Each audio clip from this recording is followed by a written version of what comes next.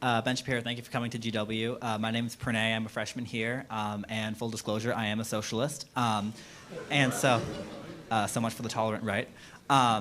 So my question is about... You're here, right? I mean, like, we'll treat you well, don't worry.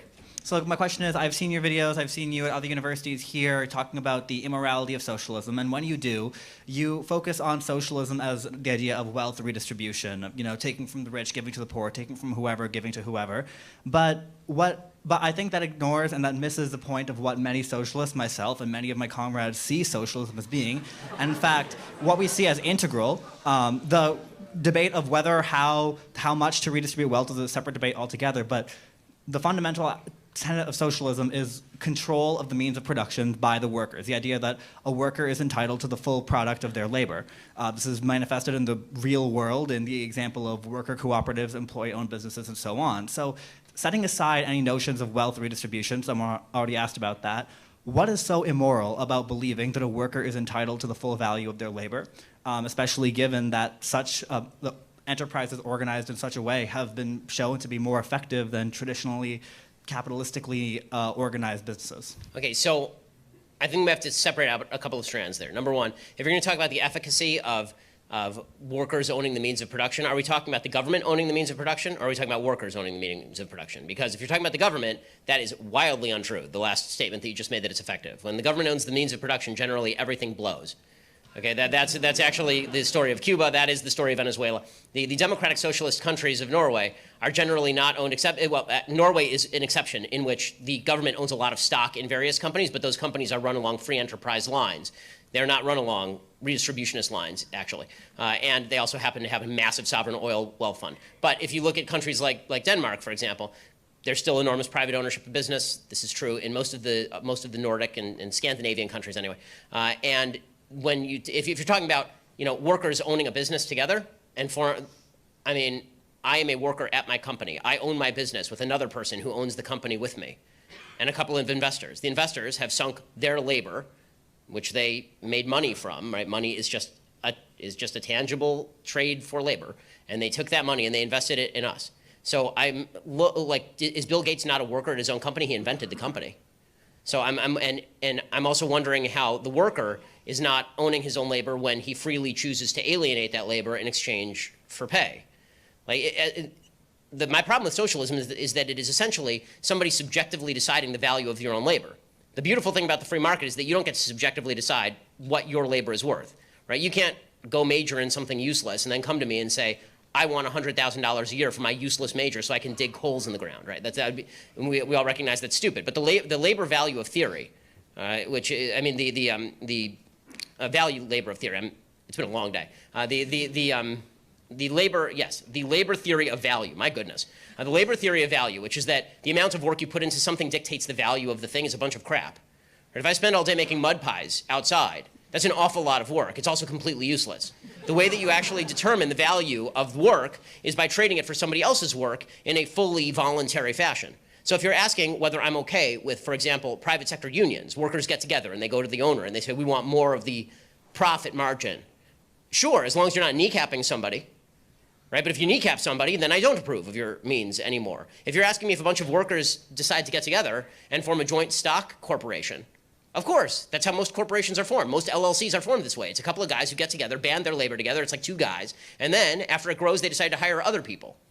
So we need to be very specific. When you talk about the ownership of the means of production, are you talking about my version, because that's called capitalism, or are you talking about where the government owns the means of production or crams down on voluntary associations' rules as to the means of production? I'm talking about neither. I reject state socialism personally. What I'm referring to is specifically, for example, the term given is worker cooperatives. The most prominent example, the Mondragon Corporation in Spain, owned there is no investor or capitalist group that owns the profits. When the company turns a profit, that profit is distributed among the workers, some 80,000 employees. It's a wildly successful corporation. I mean, is it a voluntary association? Is there any cram down happening? No, there's not. Then good, it's capitalist. That's not socialist. That's simply not what capitalism is, though. The term capitalism was coined in the 1850s by a French socialist named Louis Blanc. Right, to describe how as a shitty the derogatory, current as a system derogatory is. term. Right, I should actually use the term free market. It's a free market system when voluntarism is associated with Right, it. so that assumes that markets are unique to capitalism, that capitalism has the sole claim on markets, when no one has...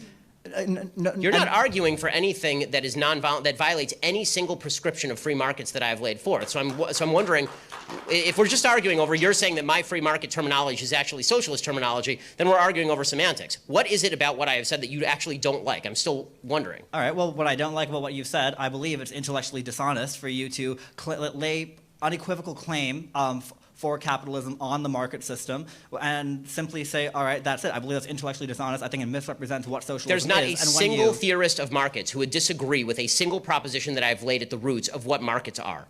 Not one. Okay, there's not one. And your redefinition of socialist to mean free markets where workers are participating in a free market is bizarre to me. I mean, and it also runs wildly anti, frankly, the basic texts of Marxism, like the Communist Manifesto, which requires massive government cram-downs, guild organizations at the behest of government, ownership of the means of production crammed down by a massive system up top. Right? I'm having trouble. Basically what you're saying to me is that I say a bunch of things on free market, you say, no, they're socialist. And I mean, I think, first of all, that terminology would be delusional, but second of all, even if that's the case, what if I just said to you, fine, okay, now I'm a socialist and you agree with me. You know who else are socialists? All the Republicans out there who agree with every basic thing that you just said. If they call themselves socialists, will you vote for them? Okay, but Republicans simply do not. You still haven't told me what you disagree with that I've said. You just say that you don't like that I call free markets free markets. When you say... When you say the word socialism, you paint this red scare bogeyman of something that's going to come and crush our individual freedom. They called themselves the Soviet Republic. Right, and North Korea calls itself the Democratic People's Republic. Nomenclature doesn't mean anything if it's not backed up by substantial fact. And what I'm trying to say is that what I'm trying to say is that when you say socialism, but you're referring to very specifically state socialism, wherein the government nationalizes all industry, all business.